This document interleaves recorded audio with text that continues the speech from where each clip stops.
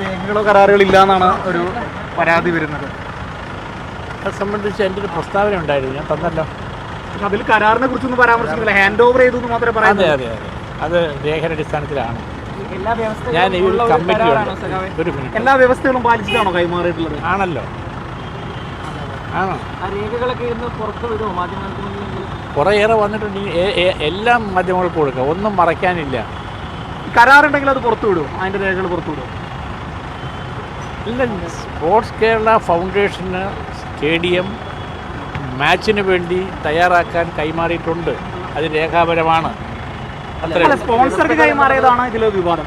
Sports Kerala സ്പോൺസർക്ക് GCDയെ കൈമാറിയിട്ടില്ല, അങ്ങനെ സാഹചര്യം ഉണ്ടായിരുന്നിട്ടില്ല.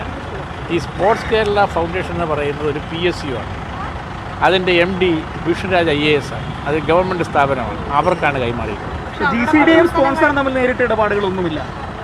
അവർ അവിടുത്തെ ടൂർണമെൻറ്റ് കൊണ്ടുവന്നിരുന്നതിലേക്ക് ഞങ്ങൾ ബന്ധമുണ്ട്, അവിടെ നടക്കുന്ന പ്രവർത്തനങ്ങളെ സംബന്ധിച്ച് ഞങ്ങളുടെ മേൽനോട്ടമുണ്ട്. സ്റ്റേഡിയം കൈമാറ്റത്തിൽ ഒരു നേരിട്ടുള്ള കൈമാറ്റം അവർക്ക് കൈമാറിയിട്ടില്ല. SKF കൊടുത്തിട്ട് കേരള ഗവൺമെന്റ് സ്ഥാപനത്തിനല്ലേ കൊടുത്തിട്ട് കളി നടക്കണ്ടേ?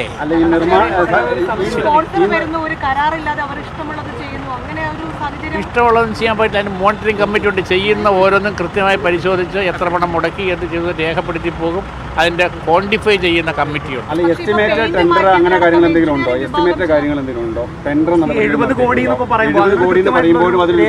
ആര് പറഞ്ഞു 70 കോടി?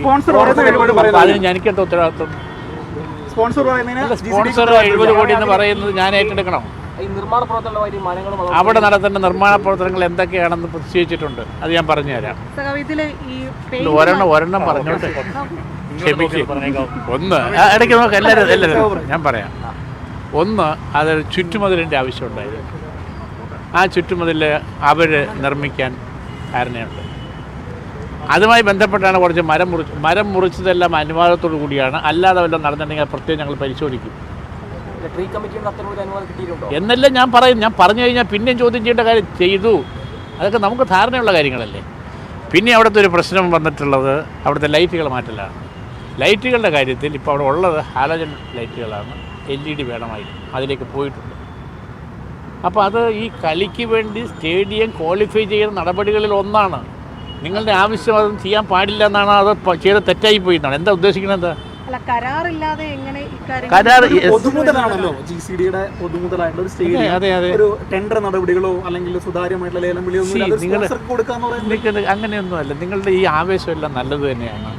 ചുരുങ്ങിയ ദിവസങ്ങൾക്കകത്ത് അവിടുത്തെ വർക്കുകൾ തീർക്കാൻ വേണ്ടിയിട്ട് ഞങ്ങൾ സ്റ്റേഡിയം കൈമാറി. ഒന്നാമത് GCDയെ നേരിട്ട് പണം മുടക്കുന്നില്ല, അത് ചെയ്യുന്നത് SKF വഴിയാണ്. ഞങ്ങളുടെ ബന്ധം SKF വഴിയാണ്. സ്പോൺസർക്ക് വർക്ക് ഏൽപ്പിച്ചു കൊടുത്തോ അല്ല എന്തെങ്കിലും അതിന് ഉണ്ടാവുമല്ലോ, ഉണ്ടാവും.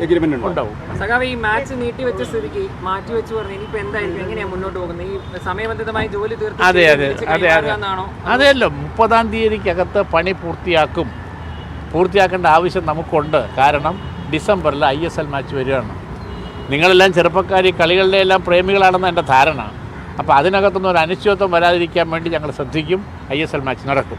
പിന്നെ മാറ്റിവെച്ച കളി അത് GCDയുടെ നിയന്ത്രണത്തിലല്ല, അത് ബന്ധപ്പെട്ട ആളുകൾ വീണ്ടും കൊണ്ടുവരുമെന്നാണ് ഞങ്ങൾ പ്രത്യാശിക്കുന്നത്. മാർച്ചിൽ കൊണ്ടുവരികയാണെങ്കിൽ നമ്മൾ സ്റ്റേഡിയം ആ സമയത്ത് വിട്ടുകൊടുക്കും. സംശയം എന്താ? 2 പ്രാവശ്യം കൊടുക്കും. പിന്നെന്താ? വേറെ ഒന്നുള്ളത് ഈ പെയിന്റുമായി ബന്ധപ്പെട്ടാണ്. എഞ്ചിനീയറിംഗ് വിഭാഗം തന്നെ ഒരു ആശങ്ക മുന്നോട്ട് വെക്കുന്നുണ്ട്. കാരണം വാറന്റി ഉണ്ടായിരുന്നതാണ്, അവിടെയാണ് അവരുടെ അജണ്ടയിൽ 111-ാമത്തേതായിട്ട് അത് പറയുന്നുണ്ടല്ലോ. അപ്പൊ അവര് പറയുന്നത് അതൊരു ആശങ്ക തന്നെയല്ലേ? വാറന്റി ഉള്ളിടത്തൊരു റെഡും ഗ്രേയും കളർ വരുന്നു. പറയുന്നത് കേൾക്കൂ, പശ്ചാത്തലം എന്താ? നമ്മളെ പെയിന്റ് ചെയ്തു, ആ സമയത്ത് അർജന്റീന കളിയില്ല. കളി വരുമ്പോൾ ആകെ സ്റ്റേഡിയത്തിൻ്റെ ഫേസ് ലിഫ്റ്റിംഗ് ആവശ്യമായിട്ട് വരികയാണ്. ആ ഫേസ് ലിഫ്റ്റിങ്ങിൽ ചില ഭാഗങ്ങളിൽ കുറച്ചുകൂടി വ്യത്യസ്തമായ കളർ വേണമെന്നൊരാവശ്യം വരുന്നു. അത് ഡുർലാക്കാരുമായിട്ട് സംസാരിച്ച് അവരുടെ പ്രവൃത്തികൾക്ക് അവരുടെ കാര്യങ്ങൾക്ക് ഒരു ദോഷവും വരാത്ത വിധത്തിൽ ധാരണയാക്കിക്കൊണ്ട് ഇവരോട് ചെയ്തോളാൻ പറഞ്ഞിട്ടുണ്ട്. അതിലെന്താ തെറ്റെന്താണ്?